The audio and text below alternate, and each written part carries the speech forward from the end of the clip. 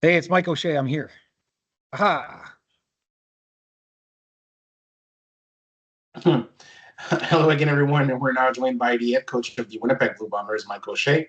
Again, to ask a question, please use the raise hand function to be added to the queue, and please mute your microphone until I indicate it is your turn to ask your question. So who wants to go first? Josh Sam, please go ahead. Hey, morning, coach. I guess it's Morning. afternoon. Just with the news with Willie, how important was it to get him back in the building for another year? Ultimately, I mean, he's a top priority. Every year that he's chosen to sign back with us, he's been a top priority. I mean, he's so dynamic. You saw him in the Grey Cup. He's an absolute game changer. We could spend a long time talking about him. I love his leadership. I love what he brings to the locker room every day, and I like what he does on the field. It's always spectacular. So he's so good for us. Mm-hmm. You guys have other names as well still on the board. Dalton, Kenny, Evan Holm. Obviously, the likes of those guys. How critical is it just going to be for you guys to maybe retain some of those difference makers as well as you guys try to get to where you ultimately want to get to this year? Yeah, there's always some turnover. We've done really well for a long time at keeping a core group, and I think this year will be the exact same. Not in terms of everybody that chooses to sign back, but in terms of keeping a good, solid core of guys that really understand what they want to get done in the locker room and how they want to play the game, and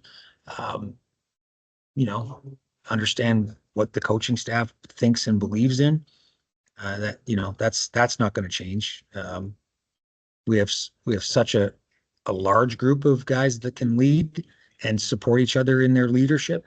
That there's always a couple guys that change, but the group and the group mentality stays really well intact. Thanks, Coach. Thank you, Josh. Next question's from John Hodge. Please go ahead, John. Thanks for doing this, Mike. I'm wondering if you can tell us, give us an update on your offensive coordinator position. Yep, working on it. Sorry, continue. No, working on it. Had some good conversations with guys, and just making sure I work through that process to discover what I need to discover and do it right. Has the formal interview process started, or are these kind of more informal conversations? My understanding of formal and your understanding of formal might be two different things. So I would say the formal part has started, but I think everybody looks at it through their own lens. I like where we're at. Put it that way. Yeah. Do you have an approximate timeline for when a hiring might be made? Nope. Not in any rush.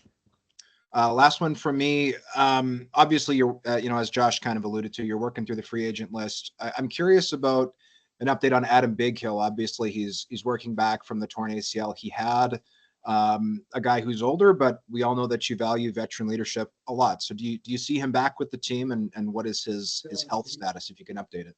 Yeah, he's working his tail off to get back, and I mean, we'll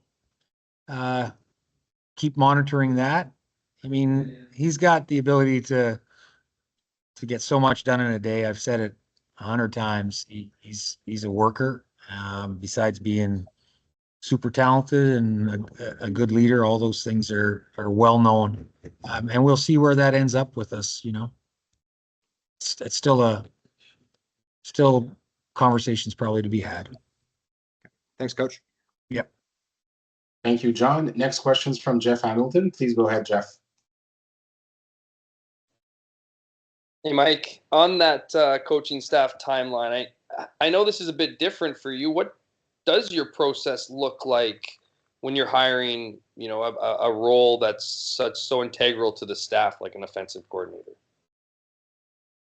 I mean, the start of it, honestly, as Buck was going through his process and getting his opportunity, we'd done that so many times before, like Buck had interviewed and there was potential that we sort of gone through not the motions, but had gone through some of the steps before. So you pick up a little bit where you left off, and then you look again at who's available, and you do those things. And early on in the process, as Buck's going through his, I'm still trying to just honestly trying to recuperate a little bit from the season, right? And try and get my bearings again. It's okay. Where do we need to go? What do we need to do? How do we need to do it? Who do we need to do it with? Those kind of things. But like I said, I like where we're at. People might look at the time, right? Look at free agency in a month. Look at, we're past Christmas, we're past the holiday season. And, I'm sure, obviously you're working on rounding out that staff. I know you don't have necessarily a timeline, but what makes sense for you as you get towards free agency, as you get, as you continue to sign players on both sides of the ball, like at what point would you like to have your offensive mind in those rooms helping you make those decisions? Well, I know it would seem to really matter, and I'm not discounting that. But I'm pretty sure I know where you're going with the question. And to me, the answer is this: no matter who you sign as that coaching staff, there will be players that will be drawn to that or pushed away from that. So the timeline is interesting, to rush and get somebody in place before free agency, which I think it'll be done before free agency. I really do. But I don't think that's going to change necessarily a big bulk of the players, their decision, right? I think there will always be some guys that say, oh, I've worked with that guy before. I like him. Oh, I haven't worked with that guy before. I don't know. Some guys might say, I've never worked with that guy. I really like that, depending on where they're coming from. So I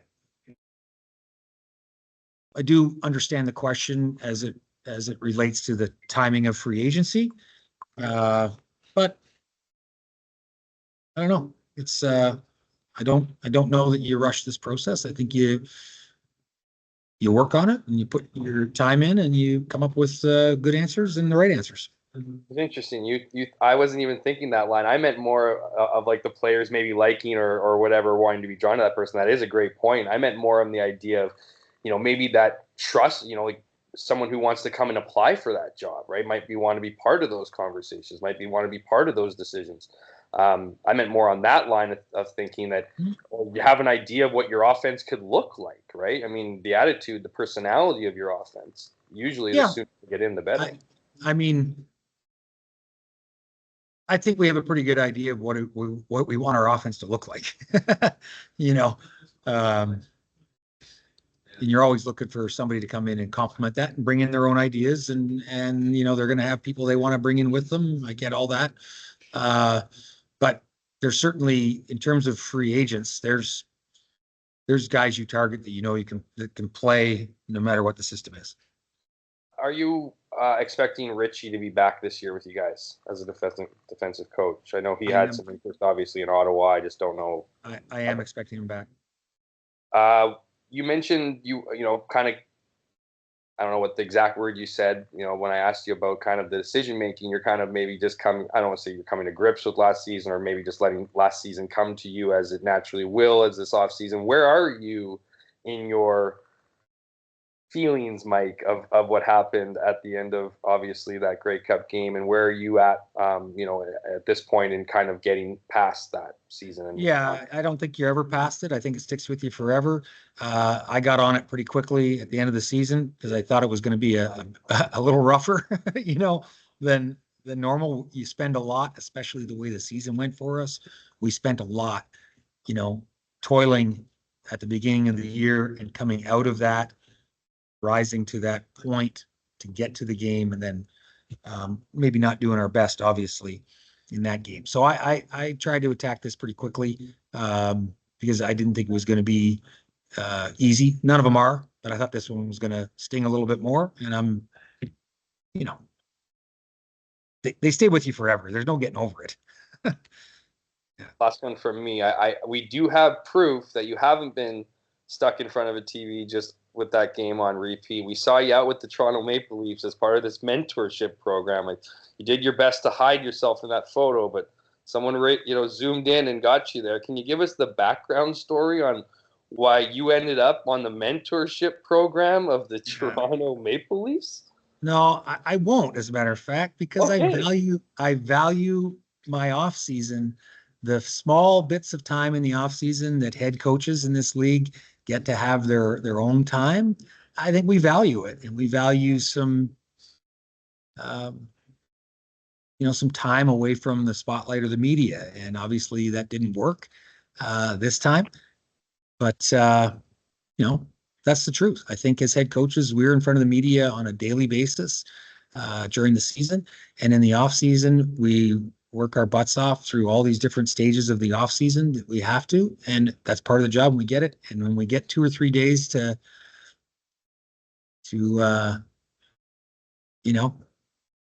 sort of stay out of it, we prefer to stay out of it. So that's my You answer. think going on a Toronto Maple Leafs mentors trip is staying out of the media? I would say that's a difficult one. Can you at least say like what you got out of it?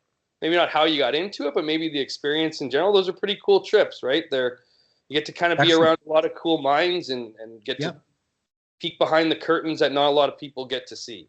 Yeah, excellent trip. Well worth it. I had a lot of fun. I learned a lot. Enjoyed my time. Very grateful that I was afforded that opportunity. Awesome. Thanks, Mike. Thank you, Jeff. Next question is from JC Abbott. Please go ahead, JC. Hey, Mike, I'll just keep it brief. What is your understanding of the situation with Terrell Ford and his potential NFL opportunities? Do you know if there's anything coming down the pipe or when he'll have a certainty on whether he'll be in the CFL next season? Yeah, I don't have an answer for that. I think his performance earns him another opportunity down there, but I'm not a NFL scout or an NFL personnel employee. So I don't know their decision-making process or their timeline, but I think Terrell Ford's a fantastic player.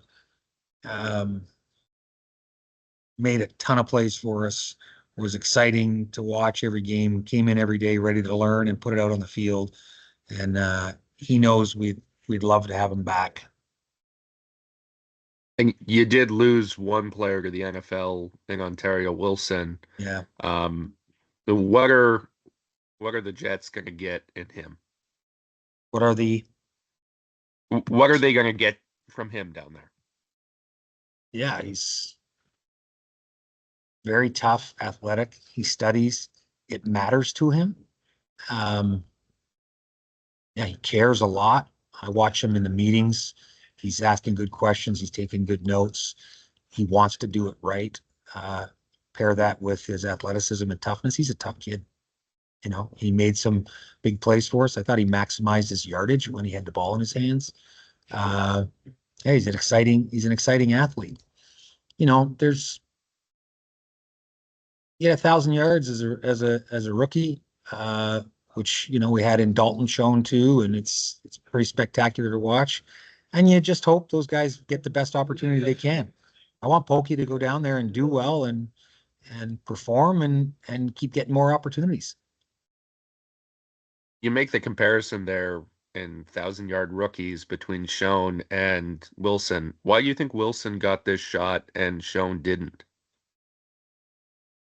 I think Dalton got a shot coming out and maybe another one. I'm not exact. Yeah, and maybe another one.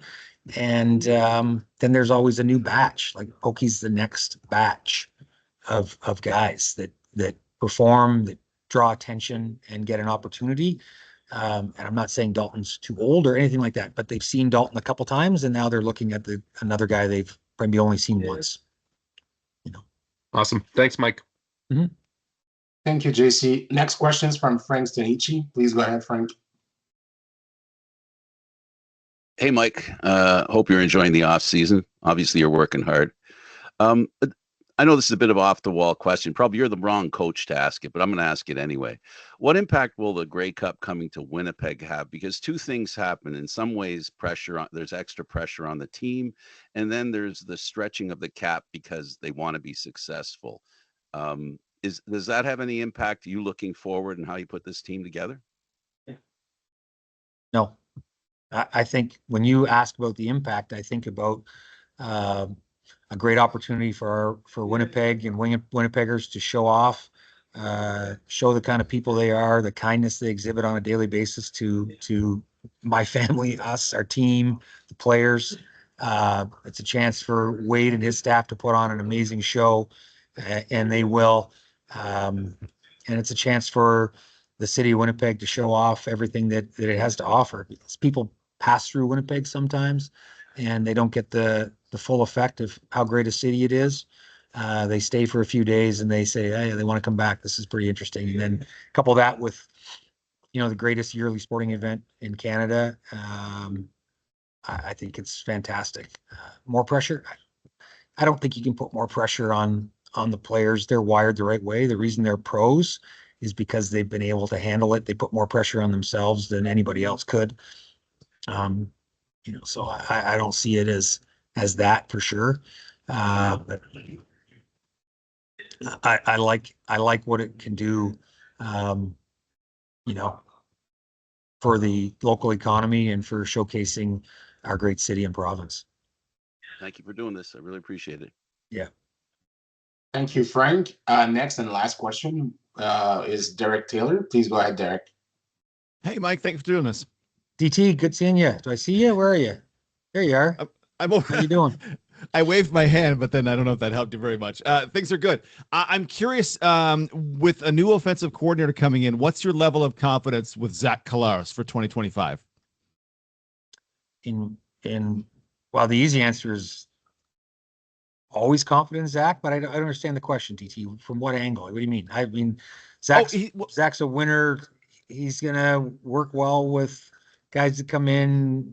Whoever comes in is gonna work well with Zach. They're gonna plan through all hours of the night and come up with schemes and ways to beat opponents. Then they're gonna work together to compete at the highest level and win football games. I mean, that's who Zach is. I think anybody that gets hired in that spot is gonna really enjoy being around Zach and being around that room. Perfect. I was softballing you for Zach Collaros is awesome. As the governor of Collaros Island, as I am.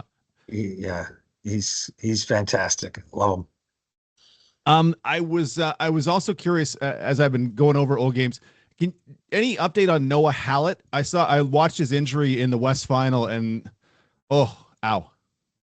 Yeah, he's on the list. He's got to do some rehab and work to get healthy again. And he's always put in the work. We'll see where that ends up. Can I ask, for you as a coach of him, is there an emotional reaction to see a guy that knee again after a couple of ACLs and stuff? Just watching a guy who wants to play so badly, and then bad things just keep happening to him. Do you have an emotional reaction to it?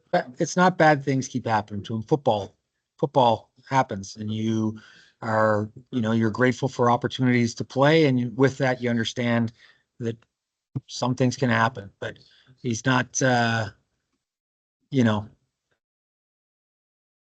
It's nothing to do with luck or things being bad. He's got a great perspective on life. He's beloved by his teammates. He's a terrific football player, smart, athletic, all those things. He's been a great teammate. But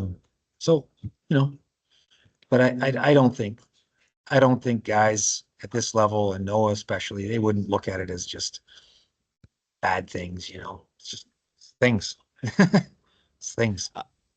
And one final one, if I might. Up close, how glorious is Joe Thornton's beard? I tried not to stare. Thank you, Mike. I appreciate you.